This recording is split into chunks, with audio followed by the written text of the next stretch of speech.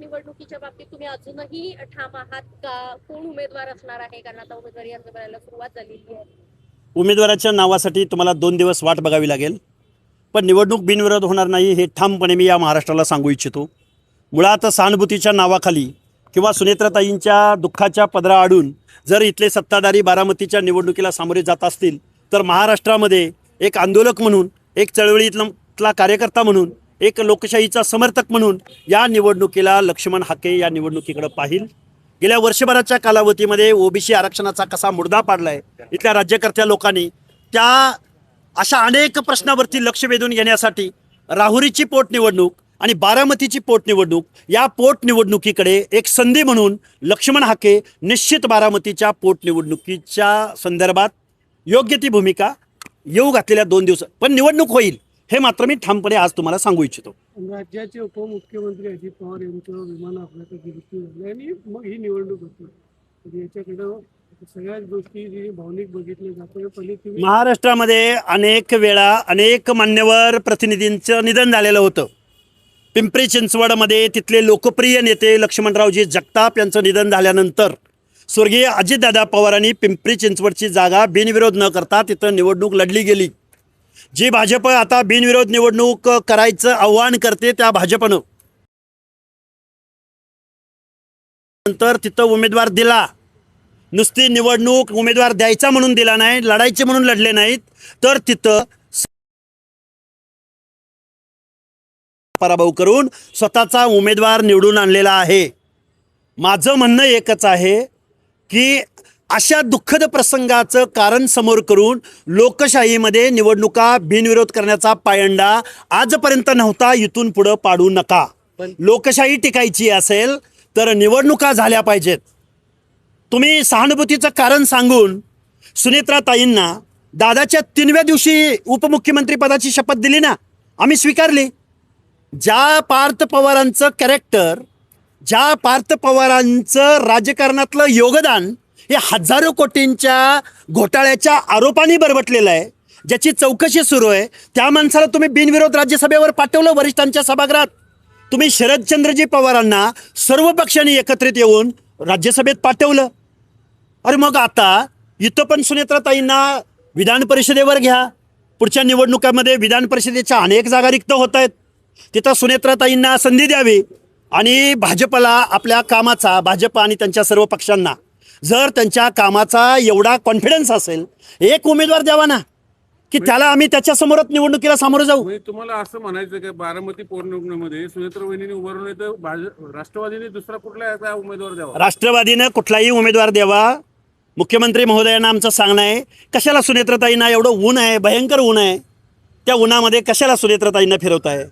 सुनेत्राताईंना सुद्धा जसं पार्थ पवार शरद पवारांना बिनविरोध दिलं, त्यावेळी तुम्हाला बाकीच्या लोकांचे प्रश्न समस्या दिसल्या नाहीत, तसंच सुनेत्राताईंना विधान परिषदेवर देण्यात यावं. आम्ही पण मानवता. उमेदवार कोण द्यावा काय? अरे उमेदवार 2-3 लाख लोकांच्या कन्सिस्टन्सीमध्ये तुमच्याकडे उमेदवार नाही, भाजपकडे उमेदवार नाही, दादांच्या गटाकडे दादांच्या गटाकडे उमेदवार नाही का? मग तिथं एकही कर्तृत्वान माणूस नाही की पवार कुटुंबियामधलाच उमेदवार द्यावा लागतो. तुम्ही लढणारे का तुम्ही उमेदवार? बघा 2 दिवस आम्ही लढणार हे निश्चित, पण उमेदवार कोण असणार त्यासाठी तुम्हाला 2 दिवस द्या ना वेळ आम्हाला. पण अजित पवार हे राज्याचे उपमुख्यमंत्री होते. तुम्ही जे सगळं भावनिकता आणि सहानुभूतीचा विषय काढता तो सगळं सहानुभूतीच्या पलीकडचा विषय आहे. तो अजित पवारांचं आणि बारामतीचं एक वेगळं नातं आहे. वेगळं नातं आहे. अजितदादा पवारांनी बारामतीचा विकास, भिगवण रोडचा विकास आणि साठेनगरमधला आणि बाकीच्या झोपडपट्ट्यांमधला विकास, अमराईमधला विकास हे कधीतरी पत्रकार बांधवांना मी कधीतरी तिथं टूरवर घेऊन जाईन आणि दाखवेन.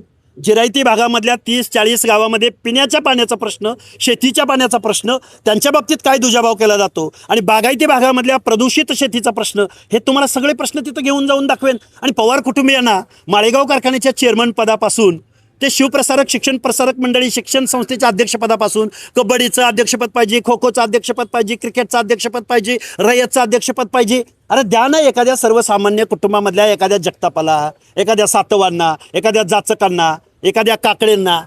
का बरं देत नाहीत उमेदवार? द्या ना. सर्वसामान्य माणसाचं नेतृत्व कधीतरी पुढे येऊ द्या. पिढ्यानपिढ्या आम्ही तुम्हाला मतं देत आलोय. द्या ना सुनेत्राताईंना बिनविरोध करा. आम्ही कुठं म्हणतोय? आणि तुम्ही जे म्हणताय ना, दादाची सहानुभूती, राष्ट्रवादीची सहानुभूती, भोंदू बाबा अशोक खरातनं राष्ट्रवादीची सहानुभूती धुळीस मिळवलेली आहे. अख्खा राष्ट्रवादी एका दुसरा अपवाद वगळता त्या भोंदू बाबाच्या 10वी नापास, जादूटोणा करणाऱ्या, महिलांचं शोषण करणाऱ्या, महिलांना नको नको ते अमृत पाजणाऱ्या माणसाच्या पायाशी राष्ट्रवादी लोटांगण घेते. कसली सहानुभूती सांगताय तुम्ही? दादांची सहानुभूती संपलेली आहे. आम्हाला सर्वसामान्य माणसामध्ये आम्ही 24 तास आहोत. त्यामुळं आम्हाला कोणी सहानुभूती सांगायच्या भानगडीत पडायचं नाही. आम्ही ओबीसीचे प्रश्न आणि त्या प्रश्नावरती लक्ष वेधून घेण्यासाठी या निवडणुकीला ताकदीनं सामोरं जाऊ. बरं, या तुमचं खरंच सुनेत्रा जातीवाद- पवारांना विरोध आहे का बारामतीच्या पोटनिवडणुकीला विरोध? पोटनिवडणुकीला विरोध असायचं कारण काय? आम्ही निवडणुकीला सामोरं जात आहोत.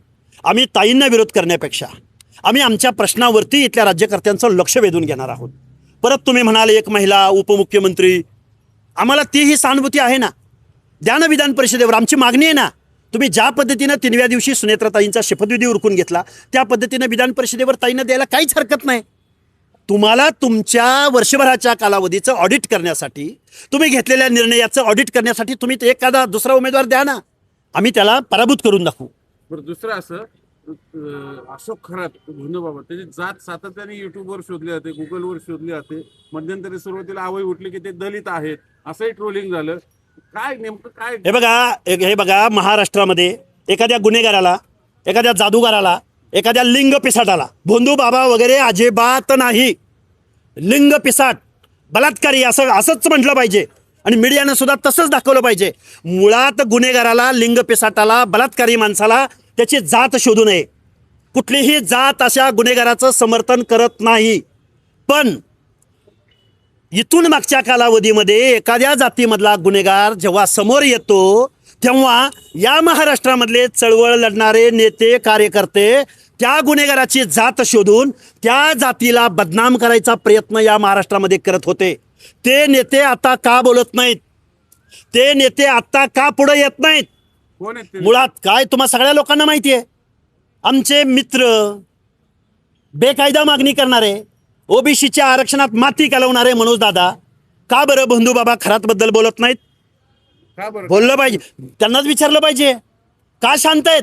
हा महाराष्ट्र नव्हे, हे महाराष्ट्राची चळवळ नव्हे. फोटो येतो काय? फोटो नाही तो. कुणाचा फोटो आहे त्यांनी सांगावं पुढे येऊन. राजीनामे मागा ना, अख्खं मंत्रिमंडळ खाली होईल. अख्खं मंत्रिमंडळ, वेगवेगळ्या पक्षाचे संविधानिक पदावर बसलेली माणसं, 10वी नापास, महाराष्ट्र शासनाचा भोंदू विरोधी, अंधश्रद्धा विरोधी कायदा असताना बेकायदेशीरित्या महाराष्ट्राच्या संविधानिक पदावर बसलेली माणसं त्या भोंदू बाबाचे जर पाय चाटत असतील, पायाशी लोटांगण घेत असतील, त्यांनी काय काय पाजलंय ते पेत असतील, त्यांनी स्वतः घरात जावं आणि आरशामध्ये तोंड पाहावं की भोंदू बाबा खरातनं मला काय पाजलं. माझी माता भगिनी, माझी पत्नी मी त्या भोंदू बाबाकडे पाठवली होती, तिच्या बाबतीत काय झालं असेल हे कोण बोलणार? हे वास्तव कोण बोलणार? आणि का बोलत रुपालीताई का बोलत नाहीत? सगळे बरबटलेले आहेत. नाही, नाही, महाराष्ट्राचं राजकारण त्याच्यावर का टीका करत नाही? तुमचा काय अंदाज? का करत नाहीत तोच मलाही पडलेला प्रश्न आहे. मला जसा तुम्ही प्रश्न विचारला तसाच मनोज दादा जरांगे, आदरणीय मनोज दादा जरांगे यांना अशोक खराताच्या बाबतीमध्ये तुम्ही का व्यक्त झाला नाहीत? उठ सूट बसल्या उठल्या तुम्ही भूमिका घेणारे, तुम्ही बसला तुमच्या घरावरनं साधं काय ते कुठलं हे गेलं. बरं, तुमच्या माहितीत त्यांची जात काय आहे? कुणाची? हे बघा, लक्ष्मण हाके हा पुरोगामी विचार मानणारा कार्यकर्ता आहे. लक्ष्मण हाके संविधान मानणारा कार्यकर्ता आहे. लक्ष्मण हाके 12-13 करोड जनतेचं सगळ्या गोष्टी मानणारा कार्यकर्ता आहे. गुन्हेगाराला कधीही जात असत नाही हे मानणारा कार्यकर्ता आहे. पण मनोजदादा जरांगे मात्र अशोक खरातच्या विरोधात का बोलत नाही? हा तुम्हाला जसा प्रश्न पडलाय तसाच मलाही प्रश्न पडलाय. ओबीसी म्हणून काय रुपाली चाकणकरांना काय टार्गेट केलं जात आहे का? असं मी मानणार नाही, कारण रुपालीताई कधी ओबीसीच्या प्रश्नावर बोलल्या नाहीत. आमच्यावर 10 वेळा हल्ले झाले त्यावेळी रुपालीताई पुढे आल्या नाहीत. रुपालीताई दरबारी राजकारण करत होत्या. भुजबळ साहेबांवरती हल्ले होत होते त्यावेळी रुपालीताई त्याच पक्षाच्या नेत्या होत्या, पण कधीही ओबीसीच्या प्रश्नावर पुढे आल्या नाहीत. पण त्याच्याही पलीकडे जाऊन माझं असं मत आहे, फक्त रुपालीताईचा बळी घेऊ नका. रुपालीताईंचा राजीनाम्यानंतर एंड होत नाही खरंचचा. रुपालीताईंच्या राजीनाम्यानंतर भोंदू किंवा बलात्कारी खराबच्या प्रकरणाची सुरुवात होते. जर निपक्ष पद्धतीनं जर याची चौकशी झाली तर अख्खं मंत्रिमंडळ खाली होईल, हे मी जबाबदारीनं मी तुम्हाला सांगतो. बारामतीच्या पोटनिवडणुकीमध्ये तुम्हाला स्कोप दिसतंय असं वाटतं? स्कोप जनता ठरवेल. मी कार्यकर्ता आहे, मला गमवायचं काहीच नाही. मला माझे प्रश्न मांडायचे आहेत. थँक्यू. धन्यवाद.